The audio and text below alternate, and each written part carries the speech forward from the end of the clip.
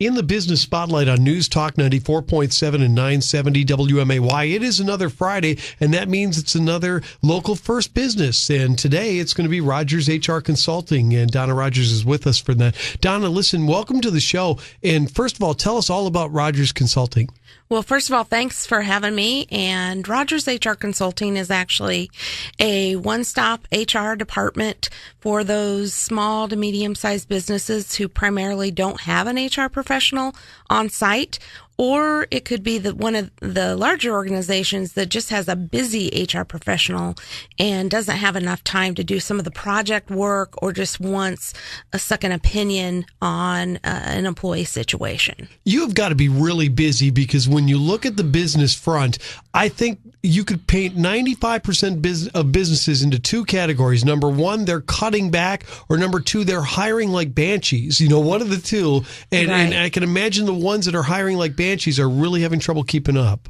Yeah, and the hiring part of it, typically what we do is we help educate the hiring manager on what is the best way to actually do that hiring process. What kinds of questions should they ask? Should they not ask? How would they develop an interview guide, for example, that type of thing. We prepare them for that process. You know, it seems to be in 2017 much easier to apply for a job. You have the web component, you have all sorts of things. We've seen businesses reach out on social media recruiting for people. What are the biggest challenges, though, that these businesses seem to have these days? I think one of the biggest challenges right now related to that in particular is not always being mobile ready, because many of our younger generations in particular they want to just apply on their phone. They don't want to have to go to a desktop or, sit down and do this. They want to be able to do an application process within, 3 to 5 minutes max, using their phone. And many companies are challenged because their websites or their application systems are not set up for that. Donna Rogers is with us from Rogers HR Consulting on News Talk 94.7 and 970 WMAY, another local first business on our Friday Local First feature. Donna, talking about that, there seems to be a huge disconnect between the millennials going in for jobs and people that are doing the hiring that have been old school. I've seen millennials come to job interviews at this very radio station in ripped jeans and shirts and things like that, and it's a lot to swallow. What is the problem here? The hirer or the hiree, or how does that work? Well, I think there needs to be some concessions made, so to speak, from the hiring manager's perspective to understand the generations and the differences and what the expectations are.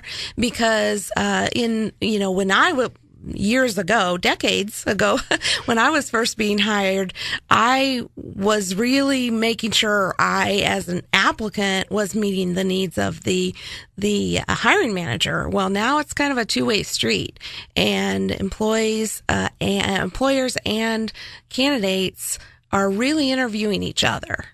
How do you consult then your hiring managers to kind of the little red flags? As you mentioned, you and I are probably about the same age, and we grew up where everything had to be dressed to the nines and answer to the company, and it's definitely a lot different. How do you coach that HR manager to not freak out when they see somebody come in that isn't dressed the way they envisioned? Well, I think first you got to make sure you have the right policies set forth. If you do have an interview and there is an expectation, you need to set up that expectation in the offer call to come in for the interview. And the big focus really should be on the job skills and qualifications as opposed to what someone looks like or sounds like. Donna Rogers is with us from Rogers HR Consulting on News Talk 94.7 and 970 WMAY. It's another local first business. Donna, how long have you been in business consulting with HR? Well, I will be celebrating the 17th year in January. Great. And were you doing HR for another company beforehand? Yes, I had about 10 years prior to that in both corporate setting and small family-run businesses, both in the white-collar and blue-collar industry. What made you want to get into doing it for your own, on yourself? Actually, while I was working, I had a lot of friends, and even my husband was working for small family-run businesses, and they would constantly ask questions, and in some cases, you'd give them the answer, at least how you would perceive it to be, and they were just like, I wish there was some sort of service available for us, or somebody we could call. And back in those days, you really couldn't unless you were calling some big city and typically a corporation. You realized that your advice was being coveted by the people you were giving it to. Yeah, absolutely. It's terrific. Well, what do you love about your job? Well, I like to see people learn. When I go into a business to help them, whether it's an HR audit or compensation study or policy development, or even just advice on, what to say or what to document on terminating employees, I go in with the idea that I'm not just there to help them and make my own paycheck. I'm there really to see them grow and learn and develop. And, they might not need me again for this particular situation because we've already educated, but there's so much change out there that's constantly going on. I know they're going to need me again. And especially if I build a good, trusting relationship with them, they'll know that they can count on me when there's something new that comes across their desk. Donna Rogers is with us from Rogers HR Consulting on News Talk 94.7 and 970 WMAY, another local first business. What are some of the challenges of your job, Donna?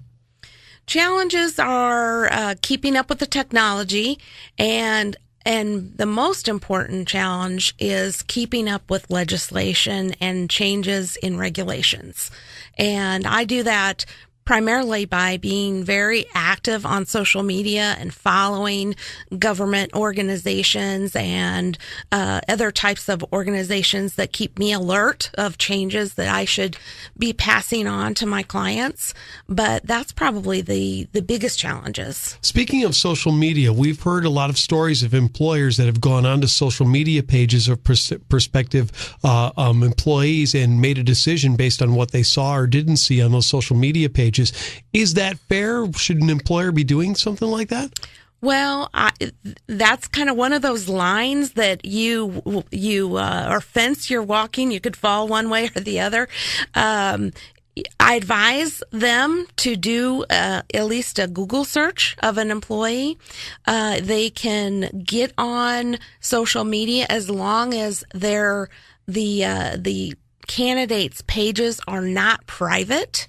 But if you and I were friends, for example, and you had access to that candidate's private Facebook, let's say, but I didn't, and I wanted to look over your shoulder, that's actually illegal.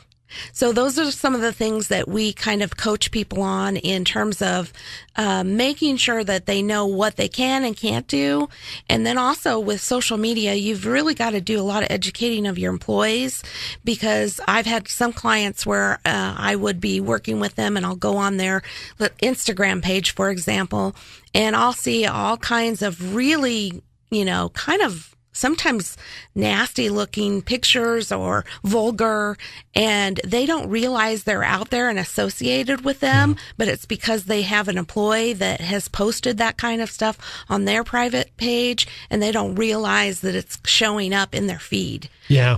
Yeah, I mean, that is scary stuff. Yes. The other scary thing, obviously, the big topic as far as employment goes over the last month or so has been sexual harassment, and the fact that in the workplace it's been happening, it looks like, from everybody from Matt Lauers and Yes. the world all the way down. What can an employer do to guard against hiring somebody that might have a sexual harassing past? Well, you really have to be careful and make sure that whatever it is, whether it's sexual harassment or any other problem, that it is not something that's going to affect the job or hasn't in the past. And the best thing to do is have the right type of harassment policies, and also have training and regular training, not just when you're hired and then you get sued for sexual harassment, and then and you say, well, we trained them when they were hired. Well, the courts are probably going to say, well, 10 years ago wasn't quite enough. You need to remind them every now and then. Sure. Exactly. How can people get a hold of you to be a consultant for their business? They can get on my website, rogershr.com. All my contact information is there. I am also available through Twitter, LinkedIn, and my phone number is 217-414-1297. And finally, why is it important to be part of Local First? I think the biggest thing is to support each other. For example, I just recently offered to do some sort of HR training for our local First members as a freebie, kind of a let's help each other. Sure. But also, if you are giving your money to a local vendor or local business versus somebody outside of town, the money's basically is usually come back into our economy locally here, and we're really supporting each other. So, I'm getting ready to rebrand my business, just logo kinds of things, but I'm using a local, a website vendor who's also a local First, member. So it's a good place to go for other local vendor members and network and, get your own, work your own business as well. Terrific. Well, listen, Donna, as usual, I have about 30 minutes more of questions, but I'm out of time. Listen, thank you so much. And we appreciate you taking the time to talk to us, and good luck with your business. All right. Thank you, and happy holidays. Coming up next on News Talk 94.7 and 970 WMAY, Mike Winmacher has a look at the sports.